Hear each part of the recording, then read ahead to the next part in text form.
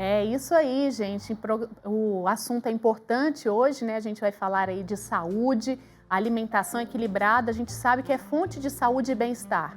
Mas a busca pelo corpo perfeito aí tem levado muitas pessoas a procurarem dietas da moda ou se alimentarem de forma completamente errada. E a falta do acompanhamento profissional para quem quer emagrecer pode levar, olha só, a doenças e pode provocar transtornos alimentares. E hoje vamos falar no consultório sobre a bulimia e o que ela provoca no organismo e na vida das pessoas, com a psicóloga Bruna Tomazetti. Obrigado, Bruna, pela sua participação, obrigado por aceitar falar com a gente sobre esse assunto que é tão importante. Eu que agradeço a oportunidade e parabéns pelo programa. Sempre acompanho vocês. Olha, eu queria que você começasse explicando pra gente o que é a bulimia. A bulimia, ela parte de um transtorno mental. Todo transtorno alimentar, ele é um transtorno mental.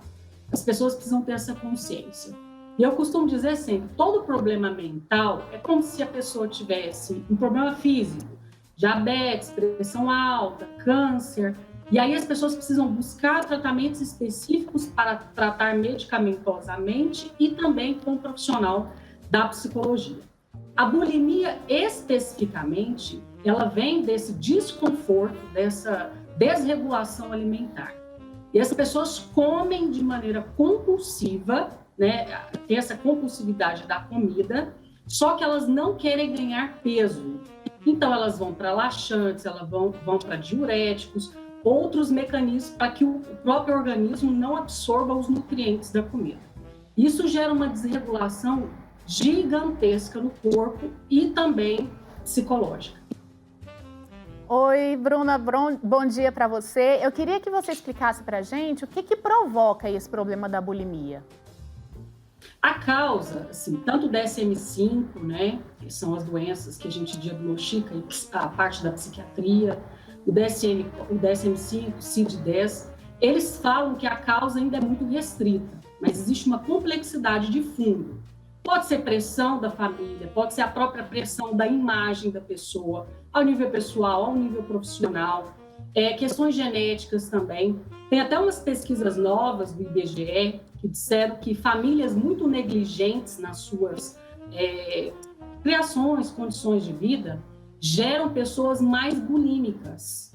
O que é a negligência? É aquele tipo de pai e mãe assim, deixa que a babá cuida, a avó cuida, as pessoas vão cuidando, tá? Não tem uma regra específica da educação. O que é certo e errado, quando houver a necessidade de penalizar, como deve ser o procedimento, educação primária. Então, essas pessoas, elas tendenciam mais ao processo da bulimia e também, um outro dado que eu achei até interessante, que é também do próprio IBGE trouxe para nós, que pessoas que passaram por abusos sexuais também tendenciam aí a transtornos alimentares, tanto bulimia quanto anorexia, que são coisas diferentes. Existem aí fatores de riscos que levam à bulimia? Você mencionou que é um problema psicológico, né? Parte de um problema psicológico. Existe, por exemplo, relação hereditária que pode provocar bulimia ou não tem nada a ver? Isso, pode ter sim fatores genéticos, né? Que, por exemplo, pais que desencadeiam comportamentos assim, mãe principalmente. O filho pode ter como um comportamento aprendido também a bulimia. Não é só uma questão psíquica, né? Então, são comportamentos também aprendidos no seio familiar que vai desenvolvendo aí essa cadeia de risco no sistema. Então, são N fatores. Então, os próprios diagnósticos hoje não tem uma causa específica, mas existe essa complexidade que pode ser genética, familiar, a pressão do dia a dia que desencadeia esses problemas aí de transtorno alimentar. Ô, Bruna, e como que a gente pode identificar aí que uma pessoa precisa de ajuda, né? Que ele está com esse tipo de problema? Normalmente a bulimia é um distúrbio aí que a pessoa prefere esconder, ela finge que não está acontecendo nada e a gente tem que ficar atento. Como é que a gente pode identificar aí algumas dicas? Excelente. Você está falando dos sintomas. Então, assim, quais são os sintomas específicos que uma pessoa bulímica vai desencadeando ao longo da vida? Geralmente, essa pessoa ela é compulsiva na questão alimentar, come muito, e logo vai para o banheiro vomitar, provoca vômitos, toma laxantes constantemente, também diuréticos, porque ela não quer ter nada no corpo daquilo que ela se alimenta. A realidade é essa, come muito, mas não quer que o corpo absorva os ingredientes, os integrantes, né, da comida, enfim. E isso gera um transtorno bioquímico no próprio cérebro e também no corpo. E além do mais, essa pessoa ela tem uma agressividade mais acentuada, essa pessoa ela tem uma posição mais impulsiva diante da vida e muito fissurada na questão da imagem corporal. Então, assim, essa questão da imagem prevalece. É normal as pessoas terem essa avaliação de imagem corporal? Sim, né? Porque somos seres apresentáveis. Então, a gente precisa estar de acordo com aquilo que nos deixa bem. Só que essas pessoas elas são mais impressionadas ainda com a questão da imagem corporal.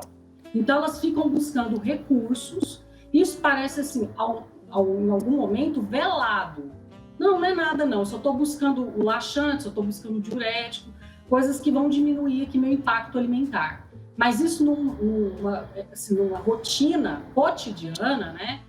Isso vai gerando este transtorno. Então, a pessoa tem que buscar, sim, um acompanhamento psiquiátrico, já percebendo esses sintomas. E também é muito claro para nós, dentro de clínica, da parte de psicologia, que essa pessoa entender, né? Por que esse alimento faz isso comigo? A não gestão alimentar. Então, ela entender esses porquês vai facilitar muito o equilíbrio dela no dia a dia com relação à vida, à alimentação, né? E toda essa questão orgânica, essa questão gerencial do corpo. É muito importante que ela busque, sim, um acompanhamento sério e veja os resultados também. Doutora, quando a gente fala sobre bulimia, a gente logo pensa aí em uma menina adolescente, mas a bulimia ela pode atingir todas as pessoas? Interessante, até existem dados estatísticos, né, que tiveram aí mais bulímicas de 2019 para cá. Então a gente precisa levar em consideração que passamos por um processo de pandemia, ainda estamos, né, nesse processo. Então, houve um aumento, sim, de uma classe geral, não só a parte infanto-juvenil. Então, adultas também desenvolvendo essas características da bulimia. Por quê? Entenda, transtorno alimentar, ela é um pé da doença mental. Então, se eu percebo que isso está acontecendo, é porque existe uma origem mental que precisa ser tratada. Tá? Então, a causalidade das situações, elas precisam ser também compreendidas nesse fator, né, de complexidade que eu coloquei para vocês. Às vezes, é uma mãe compulsiva, né, que aprendeu ali a mãe e a filha lidar com aquela situação e repete esse comportamento. Então, eu posso trabalhar o que é meu, o que é do outro, e o processo terapêutico auxilia muito nessa habilidade, né, de conduzir o que é do outro, o que é meu, e lidando aqui com as minhas necessidades. Ô Bruna, e se a pessoa achar que não está doente, como é que a família pode ajudá-la?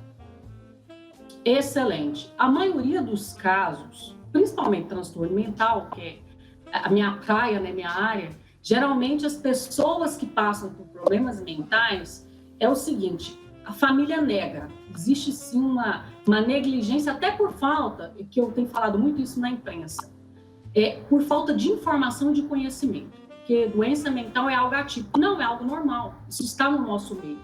É diária essa situação.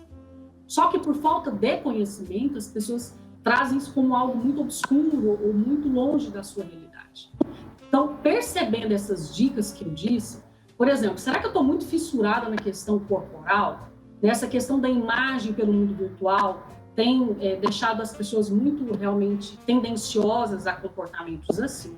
Mas será que eu estou além do normal? Nós temos um termômetro interno que vai nos dar essas direções também, né? E eu assistindo isso, uma filha, um sobrinho, uma pessoa próxima, muito fissurada, essa questão de comer muito e você ver a pessoa levantar para ir ao banheiro vomitar ou sair para tomar medicação. Então, assim, a gente já tem que pontuar isso e dizer, essa pessoa precisa de acompanhamento psiquiátrico.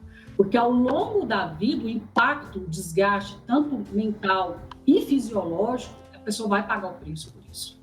No início da nossa conversa, você mencionou que bulimia não é a mesma coisa que anorexia. Queria que você explicasse aí a diferença entre as duas.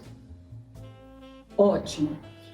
A bulimia, as pessoas trabalham nessa questão. É um transtorno alimentar com compulsão alimentar. Então, se come muito e não faz a ingestão, ou seja, eu como, mas logo eu tenho que tirar do meu corpo, eliminar do meu corpo a comida, tá? Já a anorexia, a pessoa já não come.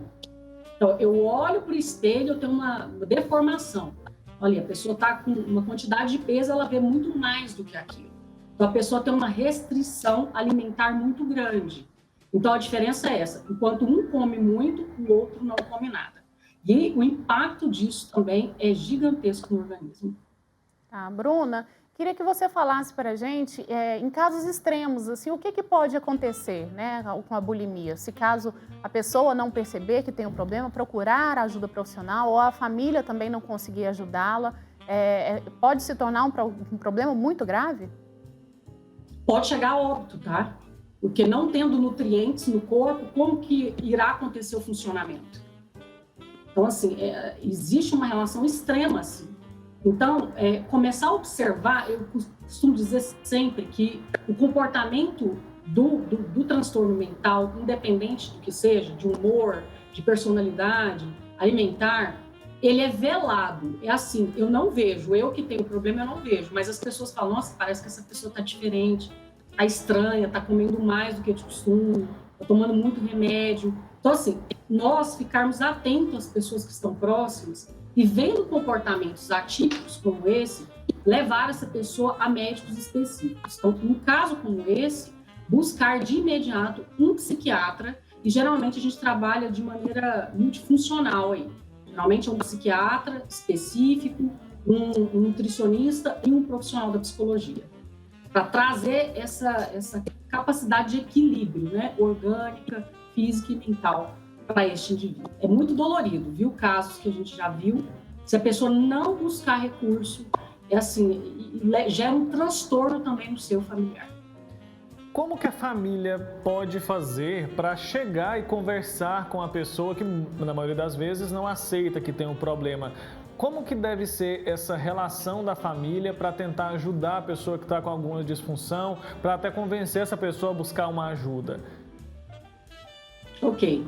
Excelente pergunta. O que acontece muito quando as famílias são muito negligentes, ou seja, eu estou nem aí para você, se cuida, estou aqui pagando as contas, organizando a vida. Então, esse tipo de família, ela vai continuar sendo uma família de risco e dificilmente alguém ali vai alertar para esses cuidados, tá? Já com uma família mais sadia e começa a ver a disfunção do outro, essa pessoa de uma maneira carinhosa, porque assim, às vezes a pessoa está no problema, não é porque ela quer. Existem também gatilhos mentais, perdas, sofrimentos por trás que levam essa pessoa a estar deste jeito. Então a gente saber a maneira como falar. Olha, pelo amor que eu tenho com você, o cuidado que eu tenho, eu vejo que está disfuncional. Você está comendo mais do que de costume. Eu percebo que você está frequentando mais o banheiro após as refeições. Eu vejo que está tendo um desvio, né, de questão de peso corporal constante. Eu gostaria de te ajudar. Vamos procurar um profissional? E aí a gente aborda de uma maneira carinhosa, porque os problemas das pessoas, eu sempre digo isso, a gente tem que aprender a respeitar o limite, porque a dor também é um sintoma de que nada vai bem, né? Então, a dor diz muito. Então, saber ter esse olhar humanizado, carinhoso para com o outro, nós vamos salvar vidas. Com certeza, o respeito sempre, né? A gente nunca sabe qual é a dor do outro, né? Só a pessoa mesmo que está passando. Bruna, você citou aí a questão da pandemia, né? Eu tenho certeza que esses distúrbios aí alimentares, eu acho que devem ter aumentado muito, né? Pessoas em casa e tudo mais. A questão da pandemia e também do excesso de redes sociais, essa comparação e dessa competição por um corpo perfeito, tem aumentado muito os casos aí de distúrbios alimentares como a bulimia?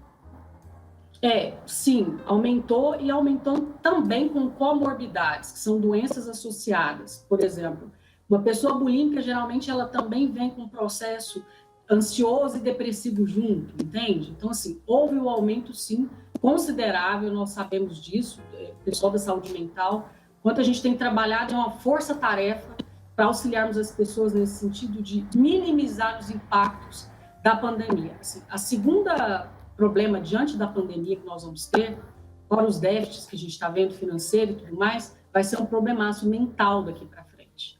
Então, esses trabalhos que a gente possa usar a mídia para orientar, para auxiliar as pessoas a perceberem o que está acontecendo, é um trabalho de política pública, sabe? E ajuda as pessoas a alertarem, a buscar ajuda o quanto antes. Então, assim, a pandemia, sim, aumentou, e casos de riscos, não, assim, a gente está falando de uma maneira complexa, mas existe riscos mesmo de morte, porque as pessoas não têm orientação e não sabem o que fazer.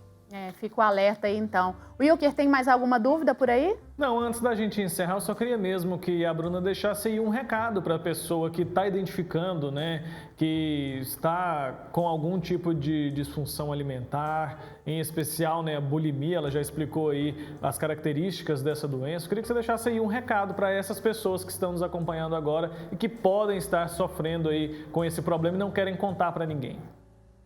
Excelente. Primeira coisa, como que a gente pode salvar qualquer coisa na vida? E seja problema mental, problema de ordem pessoal, financeira, é assumir que estamos dentro de um problema. Parte do princípio que quando eu tenho essa percepção, ou esse diagnóstico raso, que eu preciso de ajuda, nós temos 50% para salvar o problema. Então, percebo que estou tendo esses sintomas, que tem algo diferente comigo, não estou conseguindo administrar, emocionalmente eu não consigo fazer a gestão disso, é a hora, meu amigo, de procurar ajuda e buscar ajuda especializada para que você possa ter uma qualidade e equilíbrio. Tá? A felicidade não é a gente estar com a vida pronta, resolvida, é a gente ter recursos para administrar os problemas. Então, a gente só é feliz quando a gente tem recursos em mãos. Tá ótimo, então. Quero agradecer muito a Bruna Tomazetti, que é psicóloga, por essa conversa, uma conversa muito boa, esclarecedora. Obrigada, viu, Bruna? Muito bom ter você aqui com a gente. Eu que agradeço e sou fã do programa de vocês. Sempre acompanho. Ai, que bom. Obrigada pelo carinho. Um grande abraço para você, viu?